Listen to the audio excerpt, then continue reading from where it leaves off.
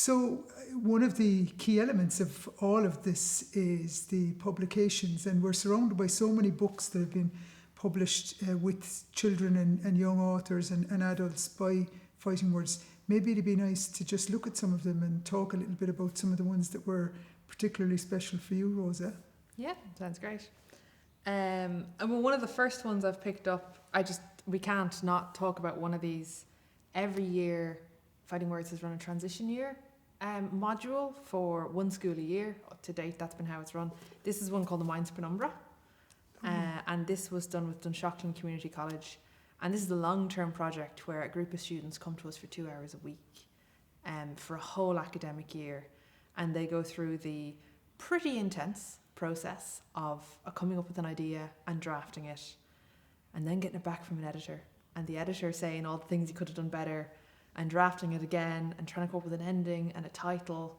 And then even going to see it being printed at the press. We organise it as a school trip. So this is a really interesting project because it takes all of the ideas from our standard secondary school workshop in terms of how you start, but we have the time, the kind of generosity of time and volunteers to let them also find out how you finish as a writer. So these projects are always really precious. I picked out the Minds Penumbra because this is an interesting one. Generally we get short stories, but this was one where we also got 2 comics, and there's a script for a play in here as well.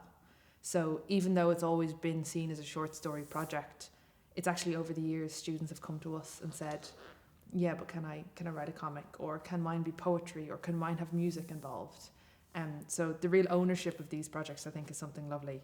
And then to send your granny into Eason's to buy it off the shelf.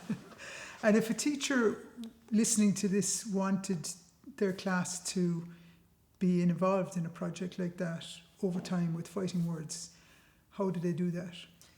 So it's a fairly big commitment from the school in terms of timetabling and transition year, and it can take a couple of years to get ready for that. So I would get in touch with whoever the programme or education coordinator is at Fighting Words at the moment. They'll generally have a school in mind for the next academic year, unless you're getting in touch early on. And it's just about figuring out if your transition year timetable and the numbers of students you have can work with it. Otherwise, it's entirely free of charge. Fighting Words brings all of the mentoring and the printing and all of that. So if you think it might be a good fit for your TY, I would definitely get in touch, because sometimes it's not a fit for every school for timetabling and distance reasons, so you might get lucky. And one of the things that's interesting about Fighting Words is there's a link to a lot of writers, and writers who some of the children may know.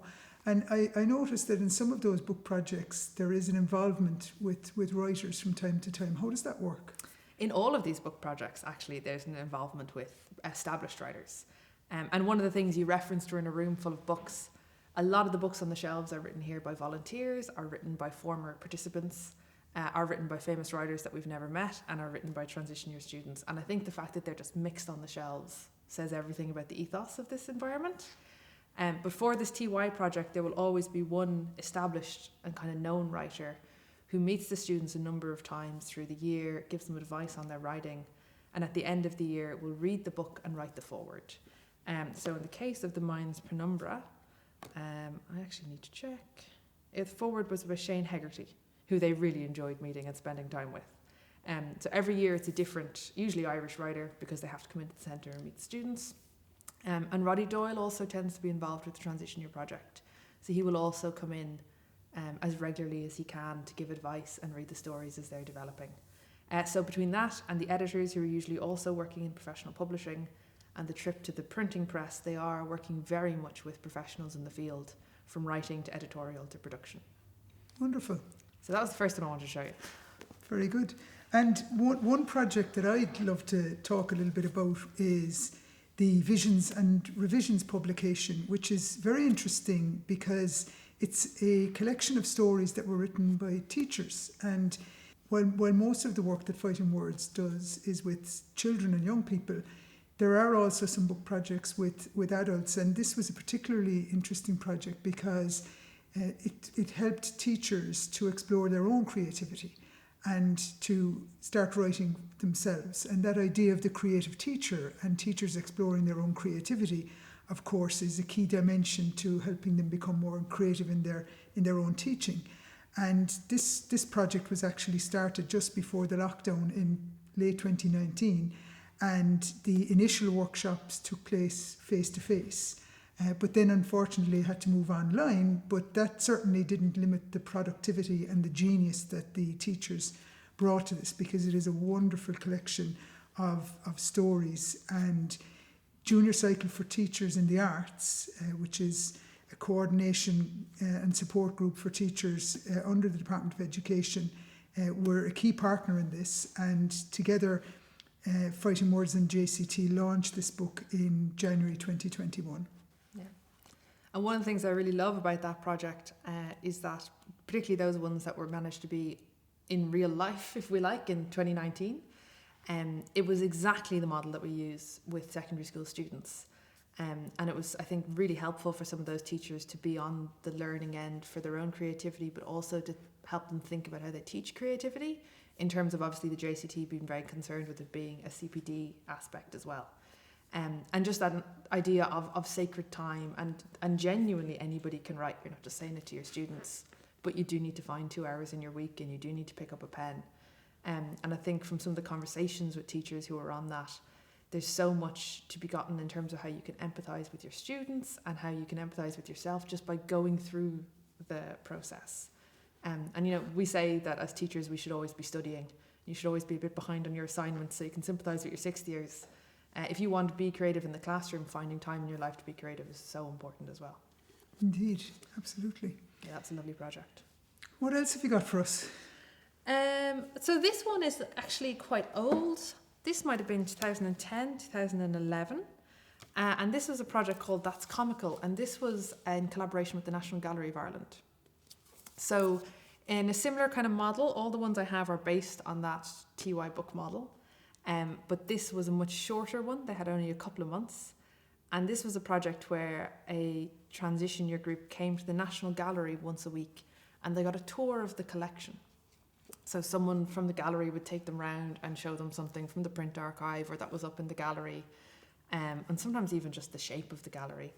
And that would be the first hour of their 2-hour workshop. And then the second hour, they responded in some way. And because the National Gallery of Ireland is particularly concerned with the visual, they responded in a visual narrative. So this is a comic book, and all of the stories in here were inspired by something that they saw in the National Gallery, very much then melded with the experience of just being a young person. So there's still stories of heartbreak and friendship and parents being unfair, because that's how they related to the art that they saw. So this to me was a really precious project. Some of the artwork is absolutely stunning. And it was done really, really quickly. I thought this was a really nice one in terms of, we always say, anyone can write, anyone can draw, just go for it. And these were students who maybe didn't even think that they liked drawing, who maybe had never read a comic. In you come, this is the whole of fine art, quick, create something. And in a couple of months they had a book. So I think this was a really interesting project, and is one that's still quite precious to me. That's fantastic. And I love that you picked that example, because, of course, Fighting Words does projects across all genres of writing. It's not just prose, poetry, playwriting, film, graphic novels and so on, right? Yeah, and I think the interesting thing about sitting down and picking up the projects that we can talk about is there's something so timeless and so solid about a book, that they become the projects that are the easiest ones to see on the shelves, but kind of not visible on the shelves. All the animations, all the plays, and playwriting has been going here for so long. Songwriting, photography, songwriting, but there's something then like that you have to print it in some way in order for it to have that solidity. So yeah, it's nice to be able to remember the ones that weren't just about prose in some way. And I think, like, you'll see the playwriting is immortalised always in a printed collection, songwriting often as well, and obviously animations and films are available on the website. But yeah, it is important to remember that we're a creative writing centre, and that's not always books. Exactly. And also, and perhaps even increasingly, we're seeing the publications online as well, and the website is a fantastic resource for anyone who wants to see some of the publications. But I want to talk about one of my favourite projects, and it's an annual initiative where Fighting Words, together with the Irish Times, publish New Irish Writing. And it's a collection which many will be familiar with and comes out as a supplement every May. But the process starts much earlier than that, doesn't it? Towards the end of the calendar year, a notice will go out to children and to young people, inviting them to write and submit creative material for publication in this annual supplement. And some fantastic stories and poems come in from all over Ireland. And now, actually, I see there's stories coming in from all around the world, actually. And there's international writing here as well. As Gaeilge, as well as in English. And in 2021, the decision was taken to expand the supplement, now 40 pages, and a fantastic collection of stories that is, it particularly in 2021 just lifted the heart in terms of how young people see the world, and the bright future and hope and energy that they bring to the world just shines through in this publication. And it's just something I look forward to every year. And this is an amazing project in the sense of how open it is. So unfortunately, for the kind of projects that I've shown here, there's a geography thing, and then there's a limitations on number thing. We can only work with one school at a time, essentially. And it's a great opportunity to be able to share with people. But the Irish Times project is open to everybody every year. And you can be 200 kilometres from your nearest Fighting Words centre, and maybe a school tour never get there, and this is a way for you to be able to engage and to showcase your work as a young creative. And we see some writers who submit year after year, and you get to see their writing progress. The primary mechanism through which young writers are invited to this project is through their teachers. So if you're a teacher, definitely sign up to the mailing list, because the deadline is normally December. So you will get an invitation for your students to submit work in kind of October, November. So that's one of those things that there's always a couple of schools every year that are really upset that they missed the deadline. So it tends to be up on our social media and on our website, but the best way to be sure that you've told your students where to go is to be on that mailing list. But I think there's a lovely kind of democratic openness to that. Yeah, indeed. It's a very accessible project, and that comes through, doesn't it, in the writing and the examples that we see, the diversity and the range of young writers that have been able to showcase their work and bring their writing to us through this is phenomenal.